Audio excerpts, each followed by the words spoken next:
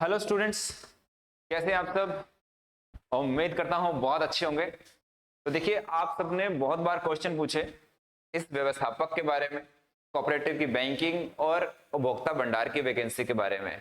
तो इस वीडियो में हम इन सब चीज़ों को टच करने वाले हैं, इनका डिस्कशन करने वाले हैं। तो वीडियो को एंड तक देखना तो बनता ही है, ठीक है जी। तो चलिए एक एक करके शुरू करते हैं। तो सबसे पहले व्यवस्थापक पे ही बात कर लेते हैं, क्योंकि इसके बारे में स्टूडेंट बहुत ज्यादा जानना चाहते हैं, ठीक है। तो देखिए, व्यवस्थापक के बारे में कुछ दिन पहले नियम आए थे, और उन नियमों में जो जो बातें लिखी हुई हैं, कुछ आपके क्वेश्चंस हैं, आप लोगों ने वीडियोस के नीचे कमेंट किया, मैसेज करके भी पूछा, ऐप में भी डाला, और मैंने भी ग्राउंड लेवल पे कुछ लोगों से बात करी। और टेलीग्राम पे भी हम उस दिन लाइव थे, 2 से 3 दिन पहले। तब जिन लोगों ने बताया वो भी लाइव आ गए थे, तो उन्होंने भी बाकी स्टूडेंट्स को बताया। तो अब मैं वीडियो के थ्रू आपको कुछ चीजें बताऊंगा, तो ध्यान से सुनना इस वीडियो को। तो कोऑपरेटिव में बहुत सारी वैकेंसीज आने वाली हैं, और कोऑपरेटिव बैंक की जो वैकेंसी है वो तो कभी भी आ सकती है, देखिए, ठीक है। बाकी तो होता तो उनके ही हाथ में है, देखिए, जब वो जारी करना चाहते हैं, बट बहुत जल्दी आने वाली है। यहां पर मैं जब बात करता हूं तो मैंने इनके ऊपर वीडियोस बनाया था। मैंने सहकारी बैंक के 500 कर्मचारी, ये 1 अगस्त की न्यूज थी, जहां पर नेहा गुहा जी, जो कोऑपरेटिव की डायरेक्टर हैं, जो मतलब इसको संभालती हैं, जिनके हाथ में पूरा ये हिसाब किताब है, आप समझिए, उन्होंने ही 2 बार बोल दिया। एक बार 21 क्या कहते हैं जुलाई को बोल दिया था, फिर 1 अगस्त को भी इन्होंने बोला। और व्यवस्थापक के 3000 पदों पर सीधी भर्ती, ये भी आप सबने सुना था। क्या स्टोरी है उसको हम अब डिस्कस कर लेते हैं। ये है जी नियम। बहुत सारे स्टूडेंट्स ने, ये पूरी नियम की पीडीएफ है, ये भी मैं टेलीग्राम पे डाल दूंगा। बहुत सारे स्टूडेंट्स ने क्वेश्चन पूछे थे, तो मैं कुछ मेन क्वेश्चंस को यहाँ टच करता हुआ निकलूंगा आप लोगों के साथ। देखिए, 29 जुलाई को ये नियम पास हुए हैं। 29 जुलाई की है ये, ठीक है। प्रॉपर साइन है, प्रॉपर जो बनाए थे इन्होंने नियम, वो सारे इसके अंदर हैं। चलिए एक एक करके डिस्कस करते हैं। तो सबसे पहले प्राथमिक कृषि ऋणदायी सहकारी समितियों के ये नियम है, उनकी भर्ती चयन प्रक्रिया के नियम है। क्लियरली इन्होंने कहा है कि ये नियम 2022 कहलाएंगे, यानी कि इससे पहले वाले नियम अब इन्होंने खारिज कर दिए, तो ये नियम वैलिड रहने वाले हैं। इस पेज में हमारे पढ़ने लायक सिर्फ यही था, ठीक है। मैं मेन पॉइंट्स जो आपके पढ़ने लायक है उनको डिस्कस करता हुआ चलूंगा। जो भी क्वेश्चन होंगे सारे डिस्कस करूंगा। ये काम क्या करेंगे, कितनी सैलरी मिलेगी, एजुकेशन क्वालिफिकेशन, सरकारी नौकरी है या सेमी गवर्नमेंट है, वो सारी चीजों को मैं इस वीडियो में डिस्कस करने वाला हूँ, ठीक है। इसके साथ इन्होंने कहा कि जो 2008 के जो नियम थे, सेवा नियम, वो सारे के सारे कब क्या होंगे, खत्म हो जाएंगे, वो अब वैलिड नहीं रहेंगे। कुछ इन्होंने डेफिनेशन बताई है कि इसका मतलब ये होगा, इसका मतलब ये होगा, ये भी अभी फिलहाल हमारे काम की नहीं है। बोर्ड वैकेंसी कौन लेगा, कौन करवाएगा, राजस्थान राज्य सहकारी बोर्ड, ठीक है, जो कोऑपरेटिव की सारी वैकेंसीज करवाता है, उसी को इसकी पावर दी गई है। अच्छा जी, अब इन्होंने बताया, देखिए, मैं यहाँ पर इन्होंने 2 तरह की पोस्ट के बारे में बताया। एक तो है व्यवस्थापक, जिसे एडमिनिस्ट्रेटर भी बोल सकते हैं, जो सर्वे सर्वा बोल सकते हैं इस सहकारी समिति का।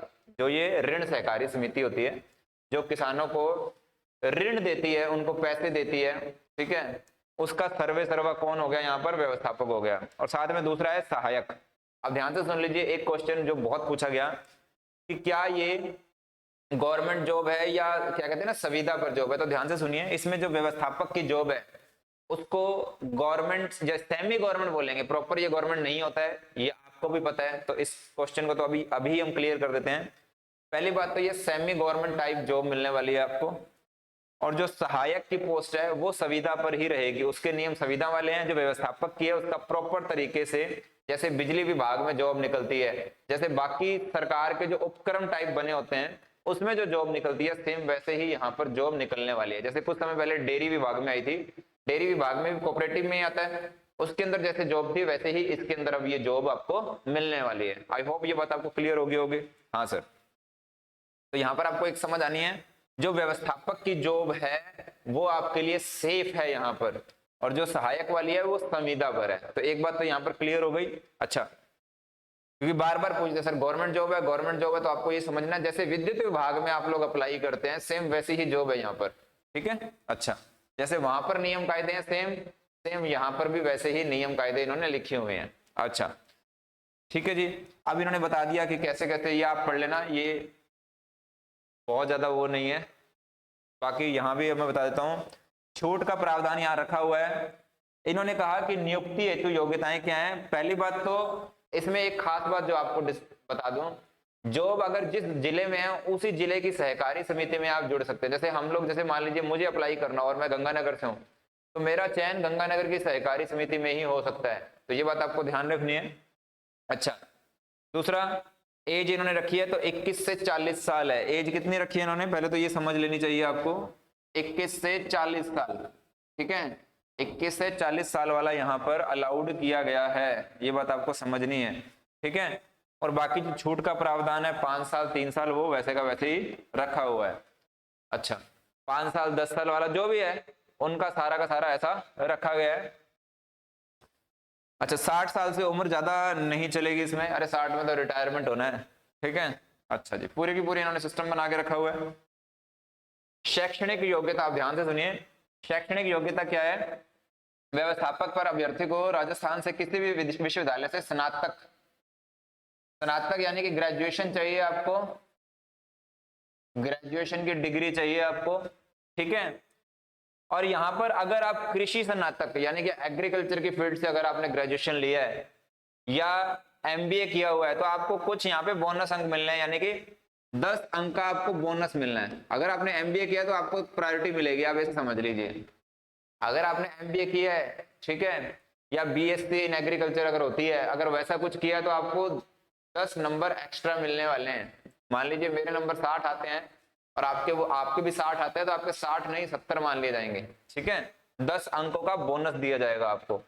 व्यवस्थापक को कंप्यूटर शिक्षक का ज्ञान होना चाहिए, यानी कि वो जो RSCIT वाला जो डिप्लोमा आप लोग करते हैं वो आपको करा होना चाहिए, ये बात ध्यान रखना। तो आपके लिए ग्रेजुएशन प्लस RSCIT ये आपको नॉलेज होनी चाहिए। ठीक है, अच्छा, जो अब ये बात हो गई व्यवस्थापक के लिए जिसके लिए एग्जाम करवाएंगे। उसके बाद है सहायक। सहायक मैंने आपको बता दिया संविदा पर रख रहे हैं अभी ये, तो सहायक के लिए इन्होंने 12वीं लेवल, ठीक है, सीनियर सेकेंडरी लेवल, उसको रखा गया है। अच्छा, आरक्षण के प्रावधान लिखे हुए हैं सेम, ये आपको जिसको पढ़ना है वो पढ़ लेगा, और ये सारी वही लिखे हुए हैं। तो आपको क्वालिफिकेशन भी यहाँ पर मैंने बता दी है।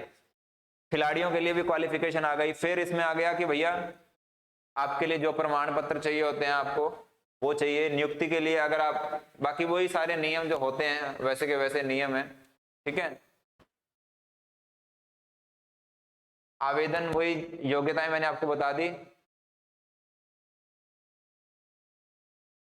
ये जो कह रहे हैं कि हर वर्ष जॉब निकाली जाएगी सीधी भर्ती वाली, हर वर्ष क्या कहते हैं देखेंगे सीटें और उसके अनुकूल आपकी जॉब निकालने की इन्होंने बात करी है। अब जो बात करी है भैया परीक्षा शुल्क की, तो जो वो निर्धारण करेंगे वो एजेंसी के ऊपर छोड़ दिया इन्होंने।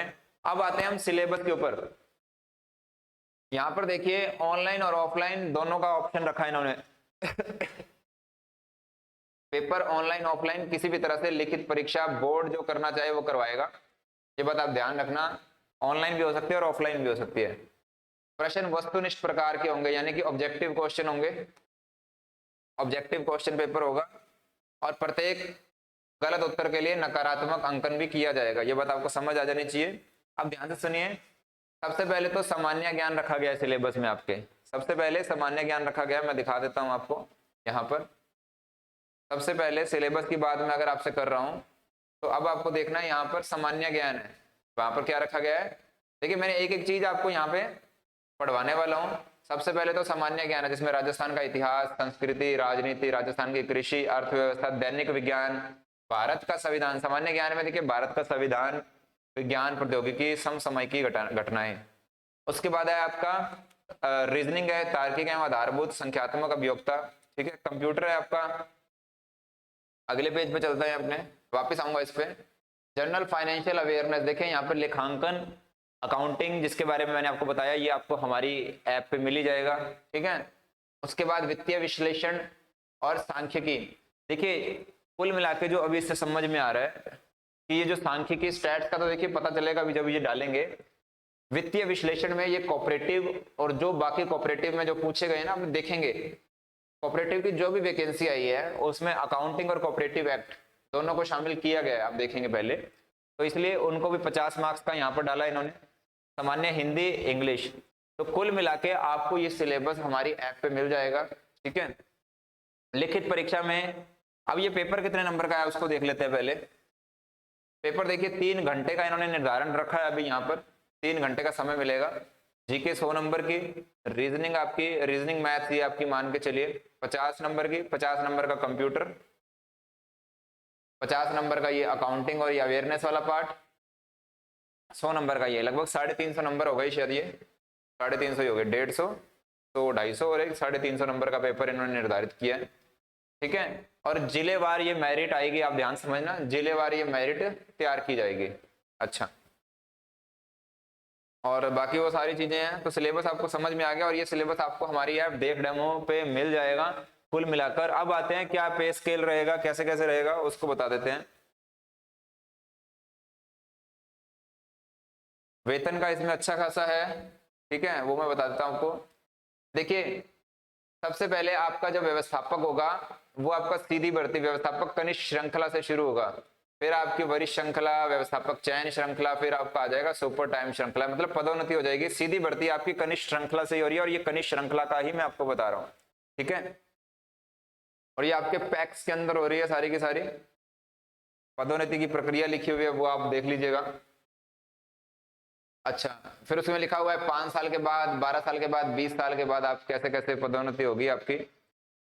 अब आपको इसके अंदर एक चीज का और बताया था उन्होंने कि देखिए जब आप व्यवस्थापक लग जाते हैं तो उसके बाद इन्होंने आपके लिए क्या रखा है, 20% कोटा जो बैंकिंग सहायक के पोस्टें निकलेंगी कोऑपरेटिव बैंक के अंदर, ध्यान देंगे वहां पर आपको इसका कोटा मिलने वाला है, ठीक है, वो बात आप ध्यान रखेंगे कि आपको वहां पर कोटा मिलेगा। पर वो जब सहायक बन जाएंगे तब उसके बाद जब नेक्स्ट वैकेंसी आएगी तब मिलेगा वो कोटा, ठीक है, अभी तो फिलहाल वो डायरेक्ट होने वाली है। अच्छा, स्क्रीनिंग इन्होंने क्लियरली लिख दिया कि लास्ट टाइम स्क्रीनिंग, अभी देखिए आप लोग पूछेंगे कि वैकेंसी कब आएगी, तो उसका आंसर अब मैं आपको दे देता हूं जितना मेरी बात भी हुई है। सितंबर 15 तक लास्ट स्क्रीनिंग होनी है, जो इन्होंने लिखी भी है कि उसके बाद कोई स्क्रीनिंग नहीं होगी, कुछ नहीं होगा, तो लास्ट स्क्रीनिंग 15 सितंबर को होगी, तो उसके बाद ये वैकेंसी निकालने की बात कर रहे हैं, ठीक है। हम मान के चलिए अक्टूबर में शायद इसका नोटिफिकेशन भी आ जाएगा, पर सिलेबस अच्छा खासा है, उसकी तैयारी कर लीजिए, मैं पहले ही बता रहा हूँ। और बाकी चीजें देखिए, और मैं देख लेता हूँ कोई काम की चीज आपकी आगे है तो, ठीक है। इसमें कितनी छुट्टियां मिलेंगी, क्या वो मिलेगा, हाँ वेतन, देखिए वेतन आपका 18,200 रुपए से शुरू होने वाला है और 1900 पे ग्रेड पे लगेगा, फिर आपका प्रमोशन होते हैं 2000 पे ग्रेड, 2400 पे ग्रेड तक ये जाने की बात कर रहा है, ठीक है। तो 1900 पे ग्रेड से आपकी सैलरी शुरू होने वाली है, लगभग 18,200 रुपए इन्होंने कहा हुआ है। अच्छा, आपको इसमें 9, 18, 27 साल का कार्यकाल पूरा करने पर जो प्रमोशन का सिस्टम होता है वो भी रखा गया है, तो देखिए सारी चीजें वैसे ही हैं जो आपको चाहिए, ठीक है। क्योंकि बहुत से स्टूडेंट्स ने मुझसे पूछा था कि सर इसमें सैलरी का क्या रहेगा, क्या सिस्टम रहेगा, जैसा आपको बाकी सरकार के विभाग, जैसे बिजली विभाग का मैं बार बार एग्जांपल के लिए लेता हूँ, बहुत लोग तैयारी करते हैं बिजली विभाग की, ठीक है, और बहुत सारे ऐसे उपक्रम है जहाँ तैयारी करते हैं, सेंट्रल गवर्नमेंट में बहुत सारे PSUs हैं, तो सेम वैसा ही है आपके लिए, ठीक है। तो इन्होंने सब कुछ बताया, 9, 18, 27 साल का प्रमोशन का बताया इन्होंने कि उसके बाद आपका प्रमोशन होता जाएगा। बाकी सारी चीजें, यात्रा भत्ता आपको मिलेगा, महंगाई भत्ता मिलेगा, मकान किराया भत्ता मिलेगा, और सब कुछ मिलेगा, यहाँ पर जो चीजें मिलनी चाहिए वो सब मिलेगा। तो ये सारे नियम आपने यहाँ पे देखे, कुल मिला के आपको सिलेबस की तैयारी हमारे साथ मिल जाएगी, सारे ड्यूटी सारा काम आपको मिल जाएगा। तो कुल मिला के देखिए मैं आपको बता दूं, देख डेमो की ऐप पर आपको ये सारा का सारा कोर्स मिल जाएगा, ठीक है, कंप्यूटर मिल जाएगा आपको, स्टैट्स का सिलेबस जब आएगा तब आपको स्टैट्स भी अवेलेबल करवा देंगे, ठीक है। अभी अकाउंट्स, कोऑपरेटिव और आपका हिंदी, इंग्लिश, रीजनिंग, मैथ्स ये सब आपको वहां पर मिल रहा है। तो उम्मीद करता हूं आपके सारे सवालों के जवाब मिल गए होंगे कि सेमी गवर्नमेंट टाइप ये जॉब है, यहाँ पर आपको आपके जिले में नौकरी मिलेगी, तो सबसे अच्छी बात यह है कि आपको आपके घर के पास नौकरी मिलने वाली है। सीटें 3000 अभी आने वाली हैं, जितना मेरा बात हुआ उन्होंने कहा कि सर 6000 में आने वाली हैं, बट अगले साल भी ये अप्रैल के आसपास प्लान कर रहे हैं। और आप बार बार मुख्यमंत्री जी को सुन भी रहे होंगे, मुख्यमंत्री जी 1 लाख वैकेंसियां जो और देना चाह रहे हैं, उसमें श्योर ये कोऑपरेटिव के अंदर अच्छी खासी वैकेंसियां वो काउंट कर रहे हैं।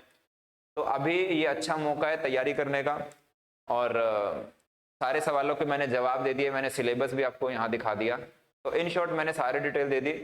और नेक्स्ट एक वीडियो में और प्लान कर रहा हूँ जहाँ पर मैं जूनियर अकाउंटेंट की रिगार्डिंग जो मेरे पास अभी इंफॉर्मेशन है और जो आपके काम और जानना चाहते हैं उसके ऊपर भी मैं एक वीडियो जल्दी ही लाने वाला हूँ। तो वेट कीजिएगा, बहुत जल्दी वो वीडियो आने वाला है और आपके काम का होगा। मिलते हैं नेक्स्ट वीडियो में, तब तक के लिए टेक केयर, बाय बाय।